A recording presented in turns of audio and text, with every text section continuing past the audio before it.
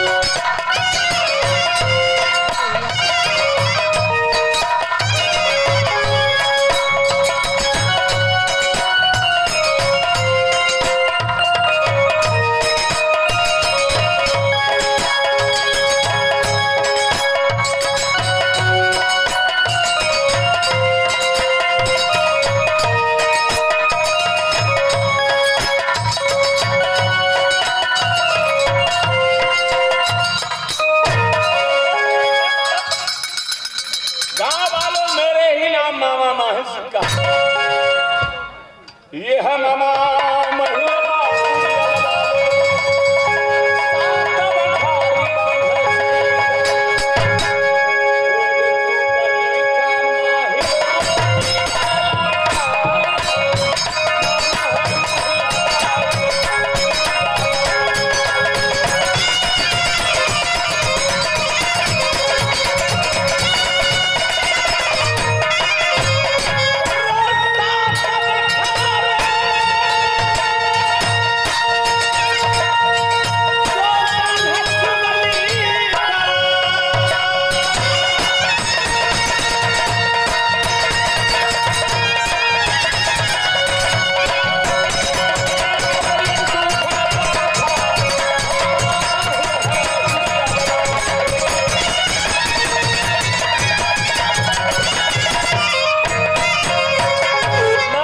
का देता हूं।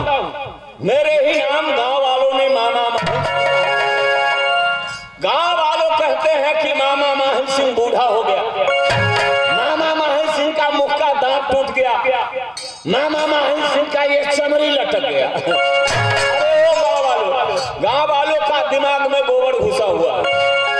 अरे मामा माहिल सिंह ना बूढ़ा हो गया भाई, लेकिन मामा माहिल सिंह का मुख का दांते टूट गया तो क्या हुआ, चमड़ी लटक गया तो क्या हुआ, लेकिन मामा माहिल सिंह का बुद्धि नहीं बूढ़ा हुआ, मामा माहिल सिंह का राजनीतिक बूढ़ा नहीं हुआ। राजनीतिक कभी बूढ़ा नहीं होता भैया, क्योंकि जानते हैं गांव वालों कि राजनीतिक कभी बूढ़ा नहीं होता।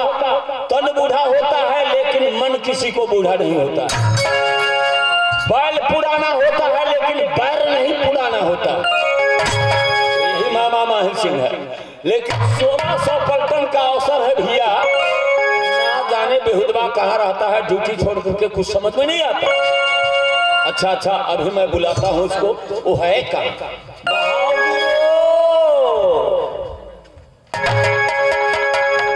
बहादुर, ये देखो उधरे से वो कर रहा है, नहीं उधरे से वो करेगा रे, बहादुर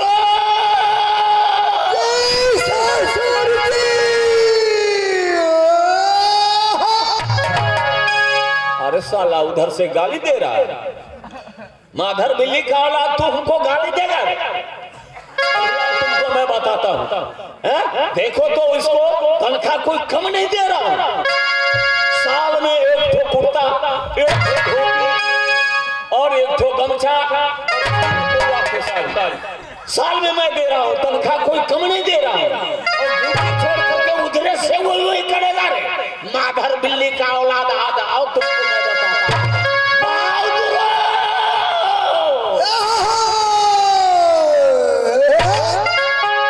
हूँ, फिर उधरे से वही कर रहा है।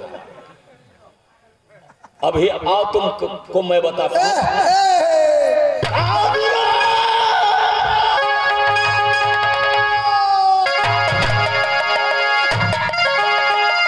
सालारे किधर से बोलता, मुहे बाट पे बोलता बहादुर।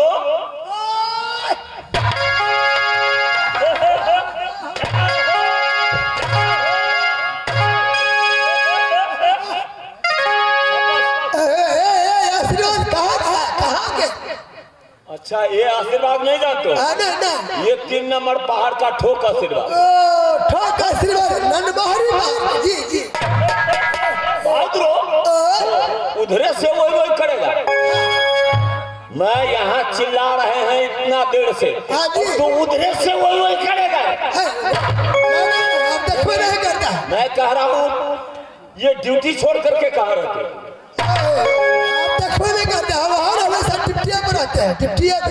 ड्यूटी पर था। इतना देर से मैं चिल्ला रहा हूँ बहादुरो बहादुरो, से वो कर रहा है। कोई बात हुआ तो क्या हुआ? इतने बड़े राजपाट तेरा बाप ना, मेरा बाप करे, आप ही का नौकरी कौन करेगा रे? देखिए फिर वही बात, रुआब देखिए महीनों में देता है एक पुआ के सारी, एक धोती, और एक गमछा। हमारे महाराज के रुआब देखिए भाई साहब कितना भारी है। मैं अकेला नौकर महाराज के बंगला पर करे कि महारानी के महल में करे, ये करते करते परेशान हो जाता हूँ। करे करे क्या होता है? नहीं हुआ, नहीं करे करे काम हुआ काम।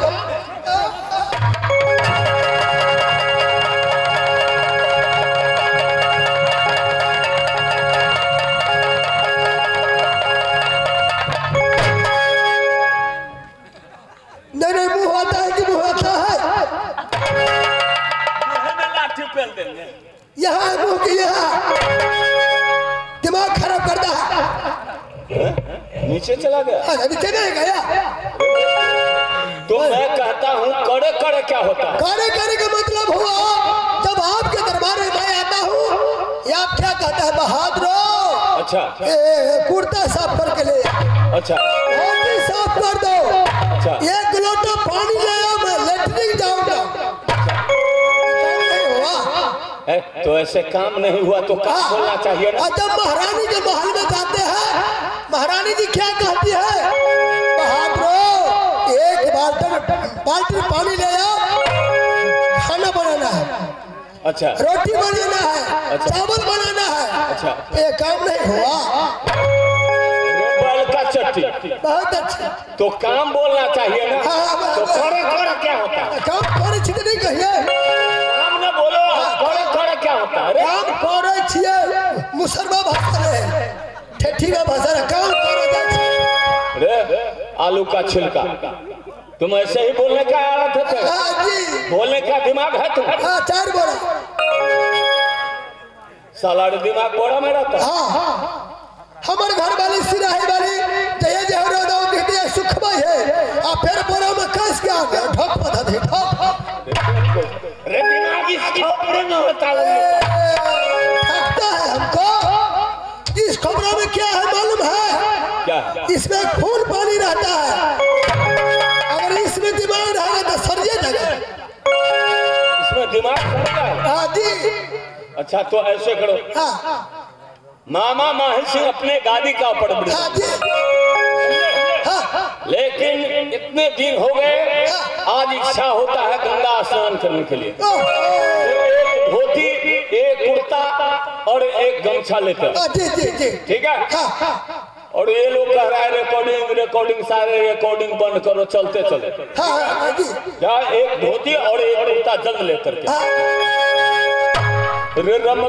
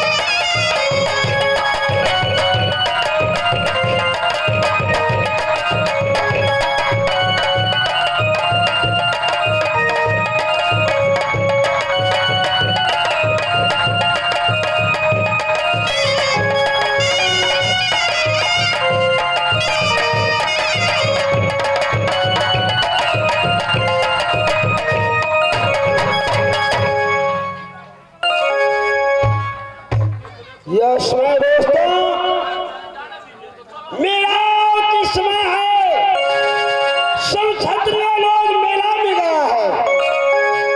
मेरा भी भाई उधर सुंदर मेला देखने गया, अब तक आया नहीं, मैं उसियों का इंतजार में है।